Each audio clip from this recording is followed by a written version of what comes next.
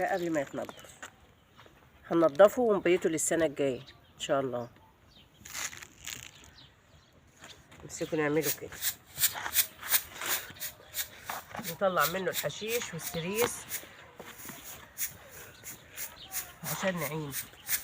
بسم الله الرحمن الرحيم. اللهم صل وسلم عليك يا حبيبي يا رسول الله. ازيكم يا احلى عيله واحلى اخوات في الدنيا؟ وحشتوني من الفيديو اللي فات.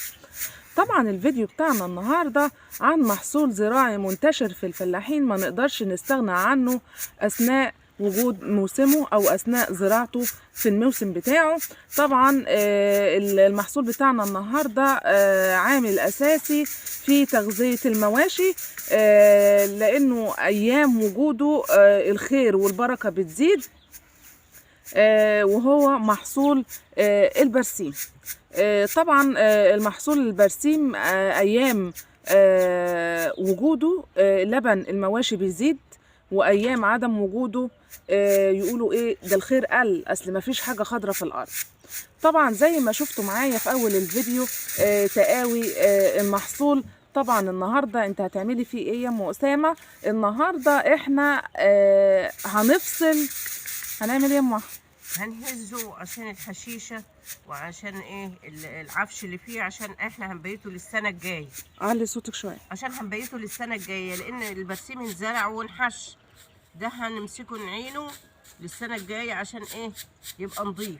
تمام، يعني احنا هنعمل له عملية فصل او عملية نقاوة من السريس والحشيش. من السريس، لان البرسيم بتاعنا النهاردة فيه نسبة من السريس، فبالتالي طبعا كل الناس زرعت البرسيم في الاراضي بتاعتها، وخلاص عدى موسم الزراعة، عدى ميعاد الزراعة بتاعه. فأم أحمد عندها كمية زي ما انتوا شايفين كده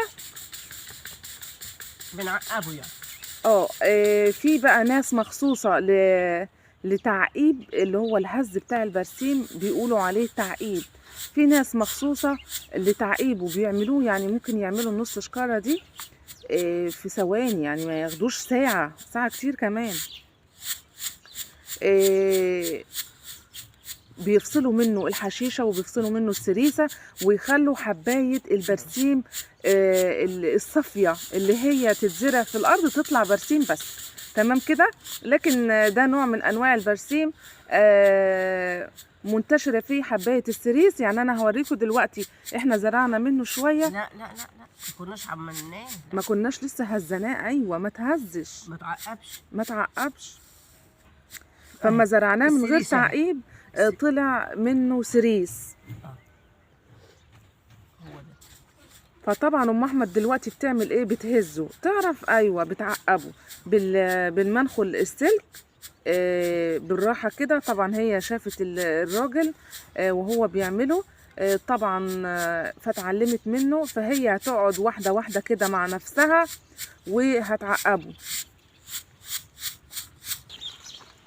طبعا يا جماعه زي ما انتم عارفين ان كيلة البرسيم عندنا، البرسيم بيتباع بالكيلة وبالكيلو. مثلا لو حد هيزرع مساحه صغيره بياخد كيلو او 2 كيلو، في ناس بتاخد بالكيلة. يجوا احنا عايزين كيلة برسيم. كيلة البرسيم يا جماعه بتوصل لل1000 جنيه، صح يا ام احمد؟ 1300 جنيه. 1300 جنيه. شفت انا هينه لينا ازاي؟ 1300 جنيه. بفصل ازاي بقى؟ اهو بصوا، انتوا واخدين بالكم؟ بتتفصل اهي. الشويه الصغيرين اللي هم في ناحيه لوحدهم ده السريس. اهو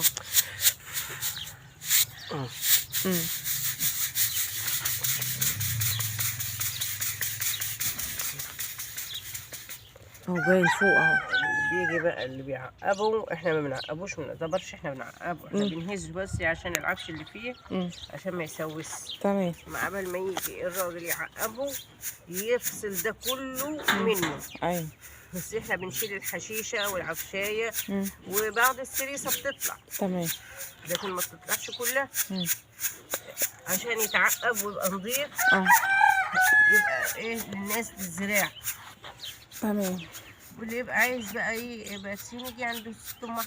ام احمد عندها برسيم بالسنه القادمه ان شاء الله، اذا عشنا بقى ان شاء الله كده. عندها برسيم حلو قوي. انا زارعه منه على فكره، انا كنت فاكراه فيه سريس كتير وكده يعني، لكن لقيته حلو قوي، ما مش زي ما احنا متوقعين يعني. بس لازم برضو يتعقب ويتنضف والكلام ده كله عشان يبقى جاهز للزراعه، عشان اللي ياخد من ام احمد كيلو برسيم يقول الله يعمر بيتها.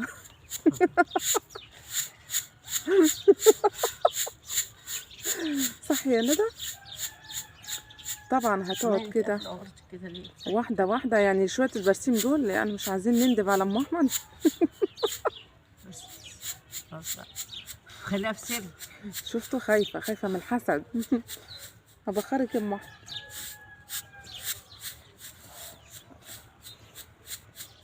بصوا احنا زارعين برضو شويه برسيم اهو ده قبل التعقيد كان بالشكل ده.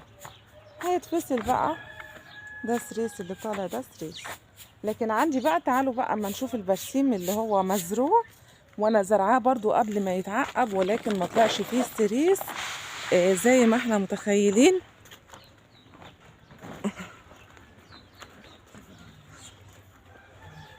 اهو بصوا، انا كنت واخده منها تقاول برسيم وقلت ايه ده هتبقى، لا اهو ما شاء الله طالع زي الفل.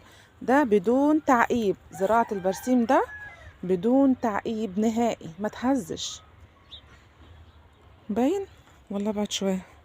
اهو جميل. هحشه قريب ان شاء الله، هبقى اجيب لكم واصور لكم فيديو احنا بنحشه، عشان قالوا ان هو لازم يتحش علشان ايه ما يحرقش. يلا بينا نرجع لام احمد. طبعا زي ما انتم شايفين ام احمد مستمره بعد ما شفنا مع بعض البرسيم، قاعده بقى واحده اتنين كده بتفصل. على فكره بقى ام احمد دلوقتي مش بتعقبه وهي بتهزه علشان ما يسوس، بتشيل نسبه الشوائب او القش اللي موجوده فيه لحد الراجل اللي احنا مكلمينه ما يجي يعقبوا بقى. انا هعمل لكم فيديو ان شاء الله لما يجي التعقيب بتاعه. طبعا ما بيبقاش بمناخل زي دي، بتبقى ليه مناخل تانية خالص خاصة بالتعقيب وبالهز. وهو بقى ما شاء الله عليه، شايفين الهاموش اللي طالع منه؟ شايفين بيطير ازاي؟ طبعا هي بتنقيه من ده علشان لو قعد او اتاخر في التعقيب ما يسوس.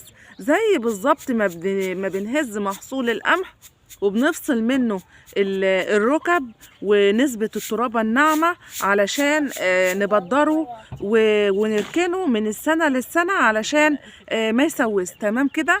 فهي ام احمد خافت عليه بصراحة، لانه في نسبة هاموش ناعمة جدا. الهاموش ده طبعا تبني الايه يا محسن؟ التربيه بيبقى ناعم جدا جدا جدا فوق مما تتخيل. فبيبقى موجود في البرسيمه ويطير كده زي الهاموش، ما هو ناعم. فده يسوسه بسرعه. تمام كده؟ فاحنا دلوقتي بننقيه او بنحافظ عليه من التسوس.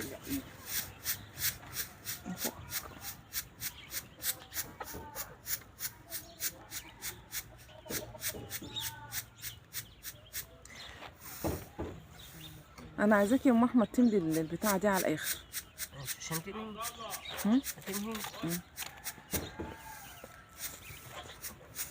طبعا هي اللي بتهز وبتحطه في الشكاره التانية، بتشيل من الشكاره الكتيره دي اللي هي الكبيره تحط في الصغيره. او لو خدتوا بالكم قوي وركزتوا هتلاقوا التبنه او الهاموشه اللي انا بكلمكم عنها دي. ده ايه ده؟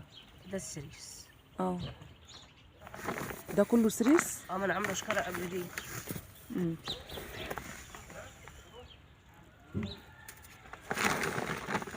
شوفوا بقى، ده هوريكم بعد ما هزته بقى عامل ازاي. اهو هنشوف الفرق ما بينه وما بين الايه؟ المهزوز. تحت واخدين بالكم؟ بصي كده لفوق يا ام احمد وابتسمي. والله جميل يعني. برسيم ده بقى البرسيم الخضراوي. بس لسه ايه ما تعقبش حلو. احنا يا دوبك هزناه من التربيه، من هو التبنه والحشيشه عشان ما تسوسوش. تمام. والراجل ان شاء الله يخف بالسلامه، لانه تعبان شويه عنده نزله برد. هيجي يعمل. الف بس سلامة. انا قلت هنضفه عشان ايه ما يسوسش، عشان طبعا لازم أنا اشيل منه الحاجات ديت عشان ما يسوس. ايوه هو ده بقى. طبعا يا جماعه ده كان نهايه الفيديو بتاعنا. يا رب كده. الفيديو ينول طيب. اعجابكم. ما تنسوش اللايك لام احمد، ما تنسوش دعمكم على قناه دربكه ولعبكه مع عم اسامه. نلتقي في فيديو قادم باذن الله، والسلام عليكم ورحمه الله وبركاته.